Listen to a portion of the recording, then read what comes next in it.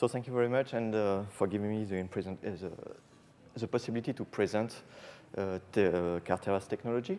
So during my presentation, I will address the high-throughput SPR for the characterization of multispecific antibodies, and in particular, I will present our new platform, which is LSA-XT. So here's the outline for my presentations. I will just first talk about the need of SPR or high-throughput SPR in early discovery and how it can actually accelerate the early discovery. I will present our technology. Then I will present the high-throughput epitope binding and its role in B-specific antibody discovery. So this part of my talk will be based on a paper published by the National Institute for Allergy and Infectious Disease. And they work on actually just on generation of B-specific and B-paratopic anti-COVID antibody. And then I will just present the different assay format we develop on our platform just to characterize this multi-specific construct. So as we know, the speed of biotherapeutic discovery is constantly increasing. We have access of different platforms, which include B-cell screening, hybridoma, or we hear a lot of at the moment from AI, ML. And all these technologies allow to generate a lot of different binder, again, a target. And all these methods also can be enhanced by the use of high-throughput SPR. And not only for kinetic, because usually just like traditionally when you hear about SPR, we just think about kinetic, but epitope binding. We develop a high-throughput platform, SPR, and we just can bring now epitope binding in early discovery. So it's not only about how tight are my binders to bind to the target, but what the epitopic landscape of this panel of antibody has. And that's very nice information when you want to actually select some monospecific antibody to just produce multi-specific one for example, again, COVID. And finally, as an industry, just go, as new tool, adopt new tool, just develop new workflow. So the time of development dropping, we need this kind of high-throughput platform. So talking about B-specific and multi-specific antibody, we hear about B-specific antibody for a long time, but actually there's only just 9 of them on the market, and 5 have been just approved in 2022. So we are just probably at the very beginning of exponential growth for this molecular technology. There's more than 100 of them actually in clinic and preclinic. So for the characterization of this multi-specific antibody, we need additional step. We just first select the monospecific one. We create a multi-specific construct, and then it needs to be tested and validated. So we tested, of course, the ability to bind the target has been just engineered too, but also we need just to assess if this molecule is able just to engage both targets simultaneously. And so we have just a bunch of assay for that. So talking about the Carterra SPR technology, we are developing array-based SPR technologies where we have 2 instruments on the market, the LSA and the LSA-XT we put on the market very recently. And I will just show you what's the difference between these two devices. It comes with a software package, one dedicated to run the assay, so the navigator, and 2 dedicated to the analysis of kinetic data and epitope binding data. We have also a line of chips and also some reagents to run this data, to run these assays. So here describe this device has been built around a proprietary macrophilic system. Historically, Carterra is a macrophilic company. And this macrophilic system is divided in 2. We got the multi-channel or 96-channel printhead and the single flow cell. So the printhead, we refer it as a printhead, when docked on the surface of a biosensor, just form 96 little flow cells, and we use this little flow cell to depose under flow your ligands. It can be antibody, you can capture them, or just covalently bond on the surface, but it does it 96 at a time. And this printhead is able to address 4 different nested locations. So we're able just to produce a 384 array with this device. And what's pretty cool about the printhead, it does not just like throw you a sample away. Actually, when the capture has been done, it just brings by your sample into the plate. So you don't lose your sample. You can just like do second assay for example, cross-reactivity or check against a counter target, but you don't lose them. So this array has been generated. The printhead just undocked from the surface and comes the single flow cell, which is a large flow cell, which is docked over this array of molecules. You can imagine a big channel with the 384 molecule, and we inject our protein of interest. So the antigen, the target. And the system is monitoring really the binding of this target to up to 384 ligands simultaneously. So here are the core applications. When we talk about SPR, as mentioned, we talk about kinetic and affinity. So it's just a machine just done for screening antibody, but also epitope binding. And there, I just mentioned that this machine brings epitope binding in early discoveries, as we can do epitope binding in a format 384 by 384. So we can use now epitope binding as a selection tool. It can be totally integrated in the selection process of antibody. It's very nice in early discovery, really just to have the epitopic landscape of the panel of antibody you're characterizing. Then the third application is mapping, so it can be peptide mapping or mutant mapping. And finally, we got a quantitation. So as mentioned, we have 2 different instruments on the market. So both instruments have exactly the same microfluidic system, has the same throughput. So you can just do some kinetic, of course, epitope binding with purified or non-purified sample. And what we did just while developing the LSA-XT, just improve the optics. So now we still just so we keep the same throughput, but this machine, this device, can also use a small molecule as analyte. And I'm going to show you an example quite soon. And when we think about small molecule, we think about fast kinetics. So this machine also just able just to analyze quick kinetics, so quick on rate and quick off rate. And the differences in terms of metrics, so this one compared to the LSA has a better signal to noise, so it allows us to work with a small molecule, a better signal uniformity across the chip because it's pretty a large chip, and also we increase the data collection rate, so we can just really work with a fast kinetic. So to illustrate what I say about the sensitivity of the device, I know it's just antibodies conference, but here what we did, we immobilized 6 different kinases on the surface. So each kinase just immobilize and duplicate, and we titrate the Strauss point, so which is under 500 Dalton. So now we just like still keeping the throughput of the SPR, but we bring this machine in the field of small molecule. And as mentioned, fast kinetic, when you think fast kinetic, is not only for small molecule, but Fc gamma receptors. That's not our work. That's the work of our colleague of Dragonfly. And what they did, they just immobilized the panel of Fc gamma receptor on the surface of our chip. So they did it because we have a throughput of 384. So immobilized 8 replicates of each Fc gamma receptor, cyno, and humans. They could have also changed the densities. They didn't do it, but it could have been good to do that if I have to actually just improve this assay. But they just injected this antibody. So you have one single experiment. You have also the characterization of binding of your antibody against a bunch of Fc gamma receptor, which is a fast kinetic as well for some of them. So talking about high-throughput epitope binding, high-throughput epitope binding is just mentioned. I mean, the epitope is very important for antibody. We know that it's linked to their functionality, to their mode of action. And really understanding the competition profile of a panel of antibody, a set of antibody in the context of wanting just to do some cocktail or some multispecific molecule is very, very important.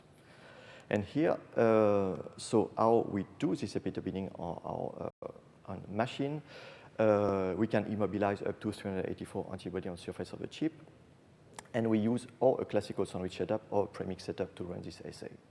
So we immobilize our antibody on the chip. We inject one concentration of the antigen, and then we inject the rest of, one by one, but the rest of the different antibody. And every signal in the green zone are non-competitive antibody, so they're not competing with the one on the spot, and the one in the red zone or pinkish zone are the one which is competing with the one immobilized on the surface. And we got just this visualization panel just to present the results, so we know the heat map, but also we have this network plot, which is kind of a Facebook of antibody, which antibody just is connected to which antibody. And usually just antibody under the same envelope are the one which is competing for the same binding site. So how these epitope binding are used for the generation of multispecific or bispecific antibody? In this case, they're not only bispecific, they're also biparatopic. That's work of the group of Josh Tan at the NIH. And what they did, they work, of course, like a lot of people, on the anti-COVID antibody. And they isolated B cell from patients, and they tested the B cell against the potency, affinity, but also epitopic diversity. And they ran two large binding. The first one against RBD, and the second one against the N-terminal domain. And for each epitope binding, so the antibody just fell in 4 different non-overlapping binding sites. Then they selected antibody from the non-overlapping binds, and they tested the cocktail of antibody, and they wanted to test to find not only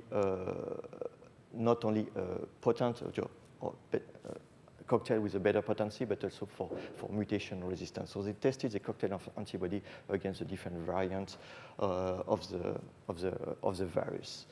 But what they find is just while we have a better resistance to the mutation, we don't have a better potency. We have just an additive effect and not a synergetic effect. So they decided just like, let's try to generate some bispecific antibody or biparatopic antibody.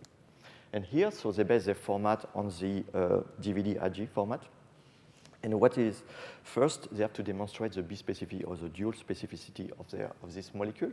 So what they did, here as an example, so what they did, they ran some sandwich assay, competitive sandwich assay. So as an example, we took 2 monospecific antibody, which is the parental of this bispecific. They immobilize this, so 503 on the surface and 664 on the surface, inject the RBD and inject actually all the bispecific antibody or also the antibody itself to demonstrate is able to compete with itself, and the other one, so the monovalent one, is not competing, of course, it's just targeting another bin. So all the different bispecific or biparatopic antibody just show also additional signal, meaning they're also just able to sandwich, so they are bispecific. Then they tested this bispecific or biparatopic antibody for their potency and also for their resistance to mutation. And one of them, which is made actually, which has a dual specificity, N-terminal and RBD, had a potency which is 100 times higher than the cocktail of its constituent. So here we just like not only just resistant to mutation, but also we got a better potency. So why we have a better potency? They study that or they investigate that using electron microscopy. And as I just heard earlier also, so this bispecific antibody were able to cross-link as well the different spike protein. So we had a better potency through this cross-linking. And this kind of mode of action actually is not available for normal antibody or cocktail of antibodies.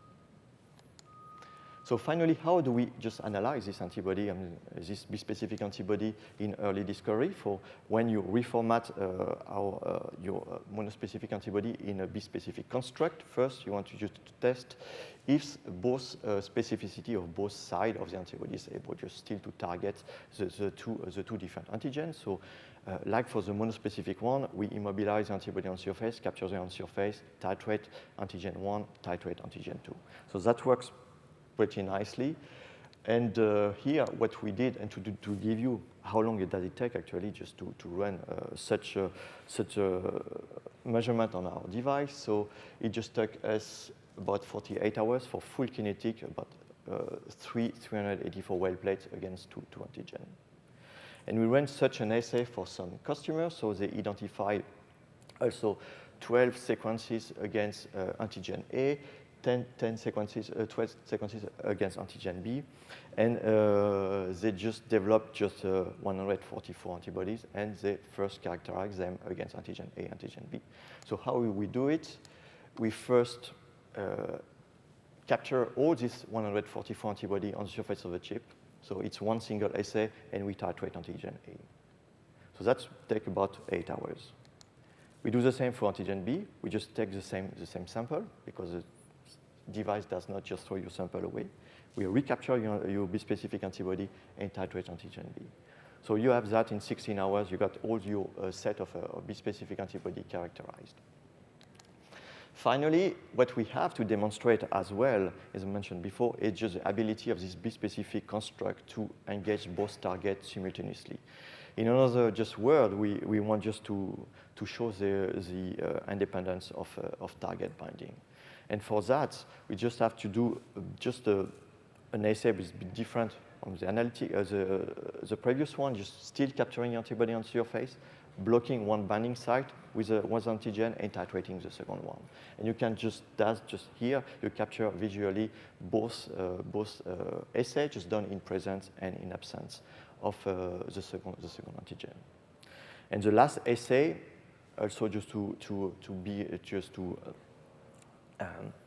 characterize also this the ability of the antibody just to engage both targets simultaneously, is a bridging assay where we have just one antigen captured on the chip, injecting the antibody, so up to 384 antibody on the surface of the chip, and titrating the second antigen.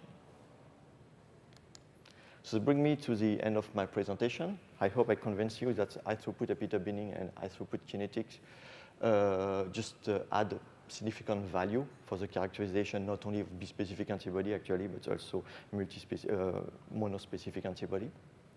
And in particular, you're just convinced that high-throughput binding, just giving information about the epitopic landscape of a set of antibodies, very, very invaluable information. B-specific antibody just allow you to have access to, in this case, actually, additional mode of action. In such a case, it's able just to, in the case of spike protein, it's able to cross-link spike protein, just having just better potency. And finally, we develop really just on our device, on our platform, a set of different assays for the characterization of this multi-specific format. So we always interested, we technology developers, so we're always interested in collaborating on different projects, so just approaching us. We have a booth 13, and I would like just to thank now my colleague, which is Rebecca Rich, Noah Ditto, Daniel Bedinger, and Tim German, which is here in the room, and Josh Tan for his work. And thank you for your attention.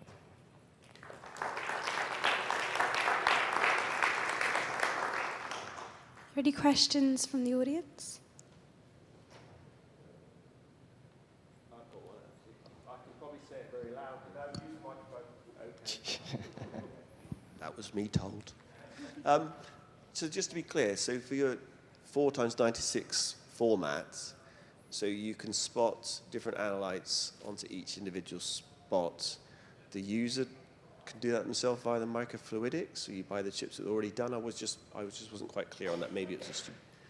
We have just standard chip. So if you just talk about immobilizing antibody, usually we just capture them or through the FRAB or through the FC. So yes, we can have some chip with the full surface covered with anti-FC antibody, for example, and we spot each sample on a discrete location. So imagine. So you do that when you buy the chips are pre-coated, or people coat their own plates? And that's what I'm not quite clear. You can Just coat your own chip. Right, So you can gotcha, just sorry. sterilize your own chip yourself. Yeah. We have got a question over there.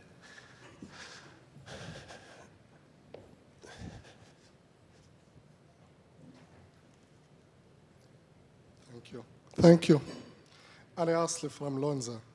I want to ask about if we have sample that it's not 100% bispecific, and you put it in this device, how can effect of the affinity and the KDs, and if you have any solution about if it can bind one antigen, but the second, we are not sure if the same sample can bind the two antigens or not. So if you have any solution for that. Thank you. So for non-fully B-specific sample, I will use a bridging assay. So knowing how much antibody is capturing on surface, we expect to have a saturation with a second antibody at a certain level. And you will notice that you're not 100% B-specific.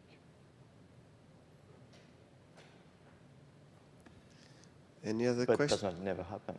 Yeah. It never happened. Any other questions? So with the newer model, the XT, Yeah. you say it's more sensitive for things like weak affinity interactions like Fc gamma receptors, for example. So it's the optics that are more sensitive, or what's giving you that extra sensitivity, and what's the limit of the kind of affinities you can look at with the first machine? For the first machine, it's just really the first machine has been developed for protein-protein interaction. So everything just like you think about antibody binding, from macromolar to, I would say not picomolar, because usually biosensor systems are not done just to characterize picomolar. But now we can go, with small molecule, we can use a 10 to 100 macromolar in lower affinity. In higher affinity, lower affinity, it stays in picomolar. The problem of characterizing high affinity on biosensor system, you need very, very long dissociation time, so stable signal. So in general, across the board, biosensor systems are not done for high affinities. That's why also Andrew just presented characterization of double-digit picomolar binder, and they use a kinetics system. Yeah. Cool, brilliant. If there are no more questions, I think, as you said, you're on booth 13. 13, yes. Or something like that. There's more questions. I think we have got, there is another question. My work is never done.